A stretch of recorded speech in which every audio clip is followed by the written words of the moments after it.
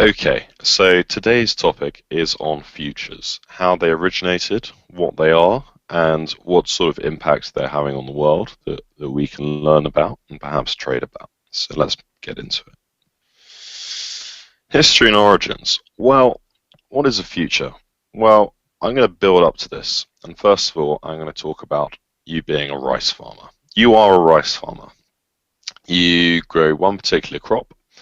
And as you imagine, since we've talked about diversification, growing one particular crop isn't that safe in terms of risk. You know, as Robert Downey says, well, you can try and diversify, but if you're only ever going to grow on one crop, you're really not going to diversify that well.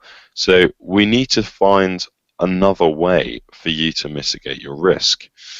And this brings in the ideas of futures. And so I'll go on a little about the history before we come to the actual dynamics of it. But let's, for the moment, think about futures as a way of mitigating risk as a farmer, or locking in risk, we can say. So the first futures exchanges began in Japan, and this was around 1710, and this was all mostly done in rice, hence the meme. And then after this, you had numerous other exchanges popping up all around the world, a lot in London, a lot in Amsterdam, and they became obviously more in depth, more commodities, more different things, as the industry really boomed. So that's all well and good, but what is a future? I haven't really explained, so let's get into a little example. And let's go back to our paddy farmer. So you are a paddy farmer. You grow rice. You only grow rice. You can't grow half wheat, half rice, half whatever, because you live on the side of a mountain. That's just the way it goes. So you need to think, one year I'm going to get 50, and for some reason we're going to say they use pound sterling because it makes it easier for me. So we're going to say in the bad years, the rice farmer gets 50 pounds for his rice because, I don't know, there was poor weather, poor disease, as we previously talked about, and so there was a terrible crop. So he goes to the merchant, and the merchant said, well, this is rubbish, you know, you're only going to get 50 quid for this. And he's like, oh, well, 50 quid per, I don't know, ton of rice, let's say, that's not very good. And then in the bumper years, when there's lots of sun, lots of rain, but not enough to burst all the banks, I assume. I'm making up weather conditions here, but let's say it's a really good harvest, and he gets 100 quid per ton worth of rice, okay, because it's really good quality. And he gets more tons for a start. And then he goes to the merchant, and the merchant's like, oh, god damn it, I'm going to have to buy all this great quality rice for a premium price. And that's well and good, and you might say, well, over time, the rice farmer will average out, you know, but maybe he'll average at 75 quid, and that's fine. What does he need to hedge risk for? Well, the thing is, farmers are not in the business of gambling. You know, they don't want to have 50 one year, 100 the next. If they get a few 50s in a row and they're quite a small farm, and let's say their costs are 70, then that's going to wipe them out, and they don't want that, you know. So we need to come up with a solution to this. And the solution is very simple. For all futures sound very complex, they're actually built on a very simple premise. And that is simply agreeing on a price beforehand. What the farmer does is, before the start of the crop year, he'll go to the merchant or the marketplace or whoever's buying his rice, and he'll say, sometimes I get a crop of 50, sometimes I get a crop at 100. What we're going to do is we're going to write a contract to say you are obligated to buy and I'm obligated to sell my rice in a fixed, let's say at the end of the rice year, so in 6 months' time, for 75 quid. So we'll meet in the middle. Now, what has this done? Well, what this has done is this has meant the rice farmer experiences no price fluctuations. So he each year is going to get 75 quid on time when he needs it, with costs of 70, say, and he's going to have a fixed profit each year, which is going to be fantastic. This is going to, you know, give him safety and security, and also allow him investment, you know, because he can plan ahead now. He has fixed profits, and so the risk has really been transferred onto the supplier. Because you think about it, he could be buying at 75, and getting some really, really crap rice. But we'll go into that later. So this is what a future is. It's this contract. It's an agreement to buy at a future date. If you're a poor rice farmer, or if you're a wealthy merchant. But it's not just this. So we're going to move on, and we're going to talk a little more. So, and before we get into anything else, I'm going to hit you with a few definitions, just because, well, a definition, because you kind of need to know it. So futures are derivative financial contracts obligating the buyer to purchase an asset, or the seller to sell an asset at a predetermined future date and set price. So there's 3 key points here. It's an obligation. It's not a possibility. You don't have the option of doing it. You have to do it. It's at a predetermined future date, so it's not now. It's in 3 months' time, 4 months' time, 6 months' time, a year, and it's for a set price. The price can't change. Okay, so this is very useful. But oh, what's this? I haven't mentioned commodities in my definition. Dun dun dun. Well, as it turns out, futures, according to that definition, have nothing to do with commodities. So,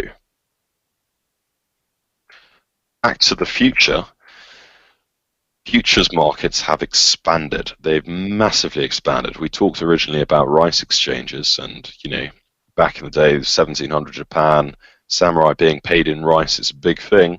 It's less of a big thing nowadays. Nowadays, futures are on literally everything, from currencies to stocks to still on commodities to bonds. But you can also get futures on futures. The obligation to buy a futures contract in some really weird niche, I don't know, debt sector of American real estate or something. I don't have a clue. The point is, it can get very, very niche. And so this really coincided with the 80s boom of, just every financial instrument going haywire, and, all these new asset classes coming into the fore and being traded. But it also started, gradually over history, as I mentioned, with build-up of exchanges all around the world. You can see there, that's a Chicago exchange, which is all closed down now. All these open pit exchanges that were real life, they've all been closed down. The last one is the London Metal Exchange, which is quite a bit smaller than that, but that's also going to be closed down either this year, I think, or next year. Maybe it's already been closed down with COVID. It could well be. It's all electronic now, but it's a cool picture. I thought I'd show it to you. So, why do you need to know these things? Well, you need to know these things because futures crop up a lot in the real world. And so it's kind of important to know what people are talking about when dealing with these sorts of assets. And so I'm just going to sum up kind of what we've already talked about, because you need to know these are the main terms people talk about in the news, in the articles, whatever, that you should know. And so maturity date. This is the first one. This is kind of obvious. It's the date at which you say with the merchant, if you're a rice farmer, 6 months' time is when the contract ends. That's when we're going to do it. That's the maturity date. The strike price is simply the price that you've agreed to sell at, or he's agreed to buy at, or whichever way around it is. The quantity is simply the amount that you promised to sell, whether it's like 10,000 tons of rice, I guess, if you're a very big farmer. The future is the contract. So when you're trading futures, you've got to remember it's the contract itself. It's not the rice. The rice is what's known as the underlier. So if the price of the rice changes throughout the year, then that's going to affect the price of the contract. But those are 2 different things. So you have futures, which are the contract, and you have the underlier. And I won't go into that in too much detail, because when you start talking about the relationship between the price of the rice and the future, it can get very technical. But just know those are 2 different things, and we'll see how that can manifest itself. So moving on, let's apply this to the real world. Case study, oil. Well, what does this man mean by the best I can do is -50? Well, what I'm referring to, of course, as some of you will know, is that last year oil went negative. Wow, how does oil go negative, I hear you ask? Well, it's a very interesting question. Thank you, Lawrence. Uh, it went negative because what we're talking about is futures. We're not talking about barrels of oil. We're talking about the contracts to buy barrels of oil at a future time or to sell barrels of oil at a future time. So it went negative because basically traders would have to pay to have barrels of oil taken off their hands because there was zero demand and there was nowhere to store them.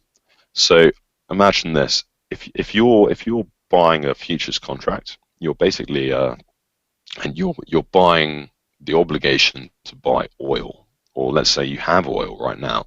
The point is, if storage is so expensive, and or even you're trying to sell oil and you're trying to sell it in 1 month's time, but you have to store it in between then, uh, and storage costs are so expensive, then it's a trade-off between the money you get from selling the oil versus the money you have to spend in storage costs. Keeping that oil in a good condition before you sell it. And as it happens, that balance, which has always been positive, went negative, and it meant these people were paying others to take these futures contracts off their hands because they didn't want to receive any sort of shipment. And so, very interesting. I mean, I've explained it very briefly, and it's actually quite a bit more complicated. But it can be summed up with basically nobody wants to take a delivery of oil next month because there's nowhere to store it. And if you think about that, that's a sort of very neat way of summarizing what's going on here. But I would look it up in your own time as well because there's much more to it than that. And so this is an example of us using our knowledge of futures and all of this and applying it to a real world situation that has lots of knock-on effects on the stuff we trade. And so that's why I really want you to learn about this sort of stuff because it's very useful and it will impact your non-futures trades. So there you have it. That's your introduction to futures. And if you have any questions, well, you can't direct them to me, but direct them to someone else. Thank you very much.